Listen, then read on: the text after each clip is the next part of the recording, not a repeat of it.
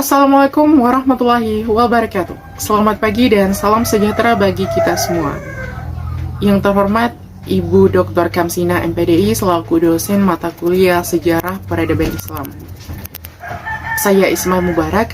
Kali ini saya akan menjelaskan materi Sejarah Peradaban Islam sebagai ilmu pengetahuan sampai peradaban Islam pada masa Bani Umayyah yang merupakan tugas mid semester mata kuliah Sejarah Peradaban Islam. Baik, materi pertama adalah sejarah peradaban Islam sebagai ilmu pengetahuan. Pertama kita harus tahu dulu apa sejarah peradaban Islam itu dan apa itu ilmu pengetahuan. Sejarah peradaban Islam adalah keterangan mengenai pertumbuhan dan perkembangan peradaban Islam dari suatu waktu ke waktu lain, sejak zaman lahirnya Islam sampai sekarang. Adapun ilmu pengetahuan adalah deretan konsep dan skema konseptual yang berhubungan satu sama lain sebagai hasil eksperimen serta observasi yang diperoleh melalui pengalaman-pengalaman. Nah, sesuatu bisa dikatakan sebagai ilmu pengetahuan apabila memenuhi kriteria-kriteria tertentu, yaitu memiliki objek yang jelas, memiliki metode tertentu, disusun secara sistematis, menggunakan pemikiran yang rasional, kebenarannya bersifat objektif, dan memiliki tujuan. Dan sejarah peradaban Islam memenuhi semua kriteria ini. Jadi dapat dikatakan bahwa sejarah peradaban Islam bisa dikatakan sebagai ilmu pengetahuan. Tujuan menjadikan sejarah peradaban Islam sebagai ilmu pengetahuan adalah sebagai refleksi agar umat Islam saat ini dan yang akan datang mampu memahami nilai-nilai penting Islam yang sebenarnya.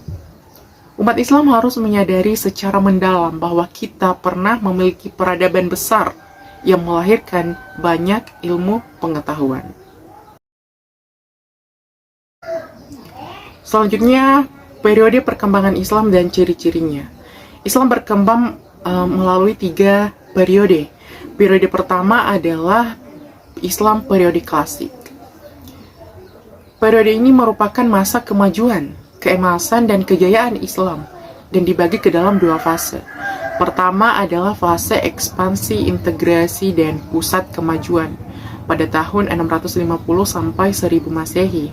Dan fase kedua adalah fase disintegrasi, tahun 1000 sampai 1250 Masehi. Ciri-ciri periode ini adalah mempunyai 3 fase, yaitu penciptaan komunitas Islam Arabia, penaklukan Timur Tengah oleh para kaum muslimin, dan nilai Islam merubah mayoritas Timur Tengah. Dan yang terakhir adalah perpaduan peradaban Islam dengan Timur Tengah, yaitu pola ekonomi dengan monoteistik. Periode selanjutnya Islam periode pertengahan. Pada periode ini terjadi 2 kemunduran dan masa 3 kerajaan besar, Turki Utsmani, Daulah Syafawiyah, dan Daulah Mongolia di India. Fase 3 kerajaan mengalami kemajuan pada tahun 1500 sampai 1700 Masehi dan mengalami kemunduran kembali tahun 1700 sampai 1800 Masehi. Ciri-ciri periode pertengahan yaitu dunia Islam terbagi menjadi 2, bagian Arab dan bagian Persia. Fase 3 kerajaan, yang dimana perhatian terhadap ilmu pengetahuan sangat kurang. Umat Islam semakin mundur saat 3 kerajaan besar mendapat banyak tekanan. Dan yang terakhir adalah kekuatan militer dan politik pun menurun. Periode yang terakhir adalah Islam periode modern, tahun 1800 sampai sekarang. Pada periode ini, umat Islam banyak belajar dari Barat dalam rangka mengembalikan balance of power. Dalam era ini, Islam mulai bangkit dengan melakukan pembaharuan. Ciri-ciri periode modern yaitu modernisasi dan transformasi masyarakat.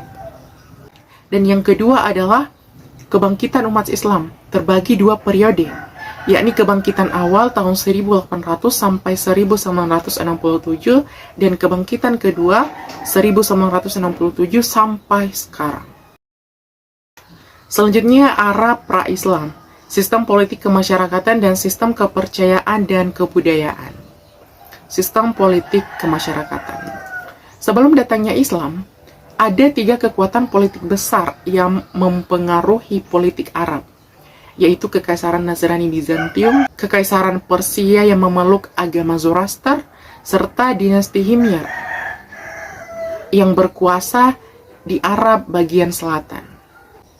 Kondisi politik Jazirah Arab terpengaruh oleh 2 hal, yaitu interaksi dunia Arab dengan Kekaisaran Bizantium dan Persia. Dan yang kedua adalah persaingan antar agama Yahudi, Nasrani, dan Zoroaster. Bangsa Arab terdiri beberapa suku. Mereka memiliki rasa cinta berlebihan terhadap sukunya. Bangsa Arab tidak memiliki sistem pemerintahan seperti yang kita kenal sekarang ini.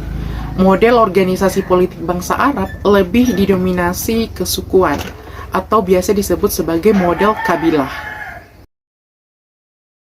Pada masyarakat Arab pra-Islam dapat dibagi menjadi 2 bagian berdasarkan atas batas teritorial.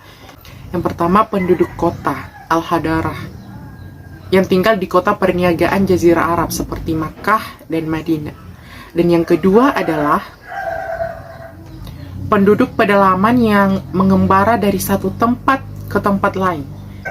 Cara mereka hidup adalah nomaden, berpindah dari satu daerah ke daerah lain.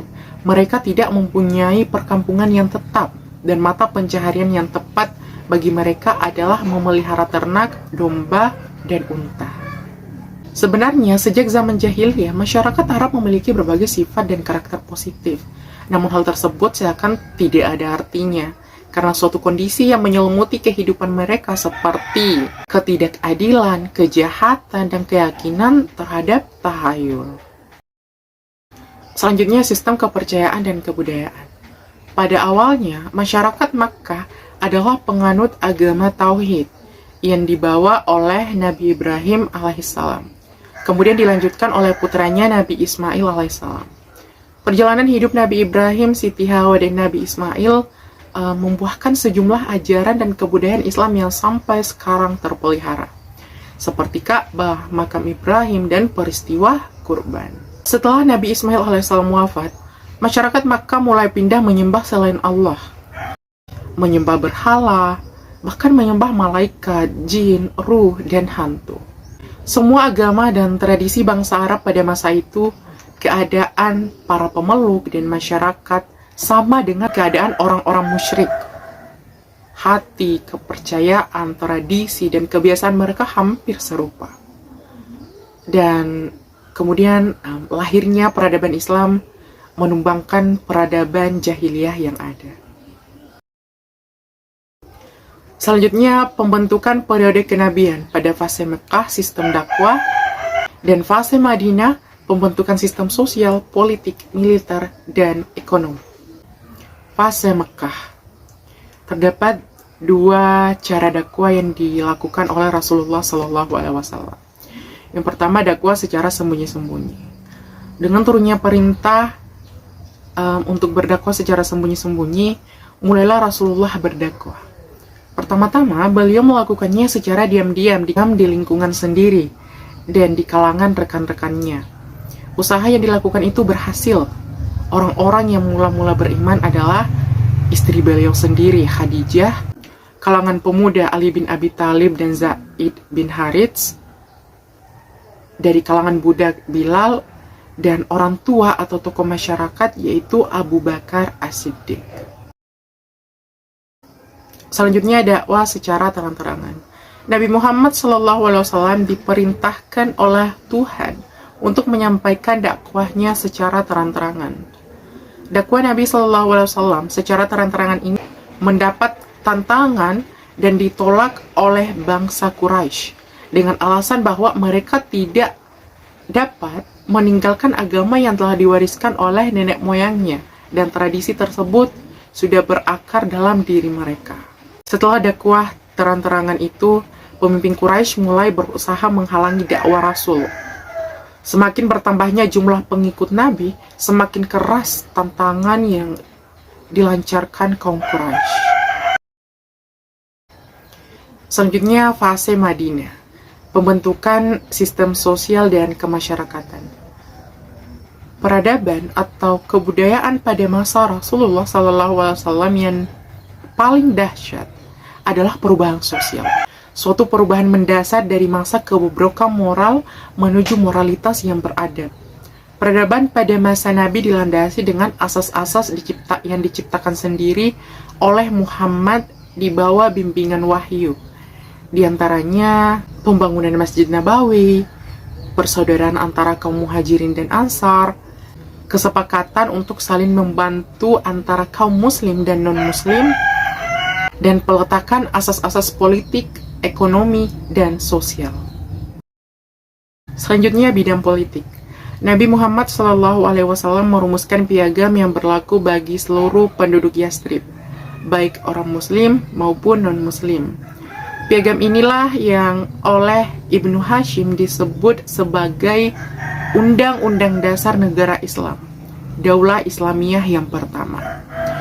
Isinya yaitu yang pertama, setiap kelompok mempunyai pribadi, keagamaan, dan politik adalah hak kelompok. Menghukum orang yang membuat kerusakan dan memberi keamanan kepada orang patuh. Yang kedua, kebebasan beragama terjamin buat semua warga negara. Yang ketiga adalah kewajiban penduduk Madinah, baik kaum muslimin maupun bangsa Yahudi, untuk saling membantu baik secara moral atau material. Semuanya dengan bahu-membahu, harus menangkis setiap serangan terhadap kota Madinah. Selanjutnya, bidang militer. Peperangan yang terjadi pada masa Rasul membawa akibat perkembangan Islam dan kebudayaan Islam. Peperangan yang dilakukan Rasul mempunyai nilai dan arti bagi pembinaan umat. Peperangan pada masa Rasul terdiri dari dua. Yang pertama, Ghazwah, yaitu peperangan yang dipimpin langsung oleh Rasul sendiri. Peperangan ini terjadi 27 kali. Dan yang kedua adalah Syariah, yaitu peperangan yang dipimpin oleh para sahabat untuk memimpinnya. Peperangan ini terjadi 38 kali. Dan selanjutnya adalah bidang ekonomi. Seperti di Madinah merupakan negara yang baru terbentuk dengan kemampuan daya mobilitas yang sangat rendah dari sisi ekonomi. Oleh karena itu, peletakan dasar-dasar sistem keuangan negara yang dilakukan oleh Rasulullah SAW merupakan langkah yang sangat signifikan, sekaligus berlian dan spektakuler pada masa itu. Sehingga Islam sebagai sebuah agama dapat berkembang dengan pesat dalam jangka waktu yang relatif singkat. Selanjutnya, peradaban Islam masa Khulafaur Rasyidun. Sakifah Bani Sa'idah atau As-Sakifah adalah sebuah bangunan beratap yang digunakan oleh kabilah Bani Sa'idah, suku Khazraj, salah satu kabilah yang berasal dari Madinah, Hijaz, barat daya Jazirah Arab. Sakifah Bani Sa'idah adalah salah satu taman bersejarah bagi umat muslim di dekat Masjid Nabawi. Taman Sakifah Bani Sa'idah disebut-sebut sebagai lokasi tempat berkumpulnya kaum Ansar ketika membicarakan pengganti Rasulullah sesaat Nabi Muhammad meninggal. Selanjutnya, sistem politik dan pemerintahan pada masa Khulafaur Rasyidun. Abu Bakar As-Siddiq, kekuasaan yang dijalankan bersifat sentral, yakni kekuasaan legislatif, eksekutif, dan yudikatif. Umar bin Khattab, mulai diatur sistem pembayaran gaji dan pajak tanah. Utsman bin Affan, pelaksanaan administrasi pemerintahan oleh seorang gubernur di setiap wilayah dan kekuasaan legislatif yang dipegang oleh penasihat syura. Ali bin Abi Thalib berhasil memecat sebagian gubernur yang korupsi dan mengembalikan kebijakan Umar serta membenahi dan menyusun arsip negara. Selanjutnya, sistem pergantian kepala negara. Abu Bakar As-Siddiq, pemilihan beliau secara musyawarah. Umar bin Khattab pemilihan beliau ditunjuk langsung oleh Abu Bakar sebelum ia wafat. Utsman bin Affan, pengangkatan beliau melalui pemilihan Dewan Syura. Dan Ali bin Abi Thalib, adanya pembaiatan oleh segenap kaum muslimin. Selanjutnya masa Abu Bakar dan Umar bin Khattab. Ahal al-hal wa al-akad adalah orang-orang yang memiliki kualifikasi untuk bertindak atas nama orang muslim dalam memilih seorang khilafah. Sistem politik Abu Bakar As-Siddiq yaitu monarki menggunakan 3 cabang kekuasaan, yaitu eksekutif, legislatif, dan yudikatif. Umar bin Khattab membentuk departemen dan membagi kekuasaan Islam menjadi 8 provinsi. Selanjutnya, militer Abu Bakar As-Siddiq. Penyusunan sistem militer terpengaruh dengan penuntasan masalah pemberontakan, kemurtadan, dan pembongkan. Sedangkan Umar bin Khattab menaklukkan bangsa Romawi dengan suatu kemenangan yang gemilang. Selanjutnya, Ghanimah Abu Bakar As-Siddiq. Beliau membentuk lembaga Bait al-Ma'al, semacam khas negara atau lembaga keuangan negara. Umar bin Khattab, beliau memberikan tunjangan kepada rakyat sesuai klasifikasi berdasarkan nasab kepada Nabi Muhammad SAW. Selanjutnya, Utsman bin Affan dan Ali bin Abi Thalib. Penetapan Mushaf Utsmani pada masa kekuasaan Khalifah Utsman bin Affan, mushaf masih gundul, tidak berharakat atau tidak terdapat tanda baca. Untuk menghindarkan salah baca, lalu ahli bahasa Abu al-Aswad Zalim bin Sufyan ad-Du'ali merumuskan tanda harkat dan titik atas perintah Khalifah Ali bin Abi Thalib. Selanjutnya, akar konflik politik dan teologi. Utsman diprotes karena jabatan-jabatan strategis di pemerintahan diberikan kepada keluarganya dan Bani Umayyah. Ini menyebabkan Utsman lemah di pemerintahan. Ia tak dapat berbuat banyak terhadap keluarganya. Pemberontakan yang dihadapi Ali bin Abi Thalib diantaranya datang dari hal-hal Zubair dan Aisyah. Mereka mengancam Ali yang tak mau menghukum pembunuh Utsman. Materi terakhir adalah peradaban Islam pada masa Bani Umayyah. Perkembangan politik. Perseteruan Muawiyah dengan Ali sudah bermula sejak Utsman bin Affan terbunuh. Kala itu, Muawiyah berkedudukan sebagai gubernur di Syam, Damaskus, sementara Ali sebagai khalifah. Motivasi Muawiyah ialah untuk menuntut atas kematian Khalifah Utsman yang mati terbunuh. Akhirnya, perseteruan ini mengalami titik klimaks pada peristiwa Perang Siffin, dan disinilah tonggak awal yang menjadi cikal bakal pembentukan kekhalifahan dinasti Umayyah kelak. Selanjutnya, perkembangan ekonomi dan administrasi pemerintahan. Dinasti Umayyah merupakan salah satu dinasti Islam yang menciptakan peradaban besar bagi dunia. Adapun faktor yang mempengaruhi kemajuan ekonomi dinasti Umayyah di Andalusia antara lain lembaga-lembaga pemerintahan yang independen, Cordoba sebagai pusat bisnis dan ilmu pengetahuan, reformasi agraria dan pembentukan pasar khusus, dan adanya hubungan harmonis antara penguasa, pengusaha, dan ulama, serta kerajinan di Andalusia dan Eropa. Cordoba juga sebagai pusat industri perindustrian dan kelautan. Selanjutnya, konsolidasi dan pembaruan politik pada masa Umar bin Abdul Aziz. Salah satu khalifah terbesar pada masa Bani Umayyah adalah Umar bin Abdul Aziz. Umar bin Abdul Aziz selama masa pemerintahannya memperlihatkan kemajuan di berbagai aspek. Umar memberikan hak untuk ikut berperang aktif di dalam diwan-diwan kepada seluruh pasukan muslim yang aktif, baik Arab maupun non-Arab.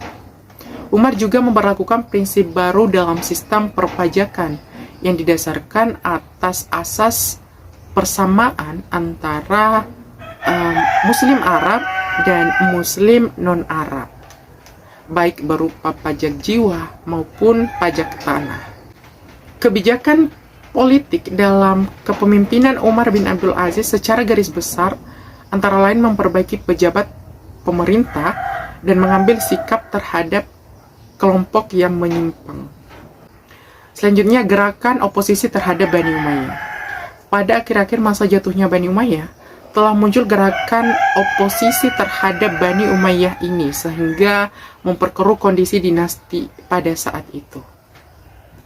Di antaranya adalah gerakan-gerakan yang digencarkan oleh kelompok-kelompok seperti kelompok Syiah, kelompok Sunni, keluarga Abbas, dan adanya perpecahan antara suku, etnis, dan kelompok politik.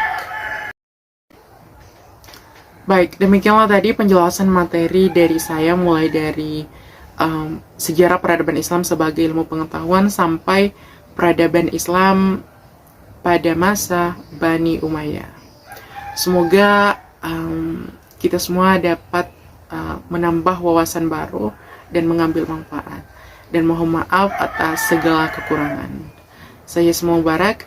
Wassalamualaikum warahmatullahi wabarakatuh.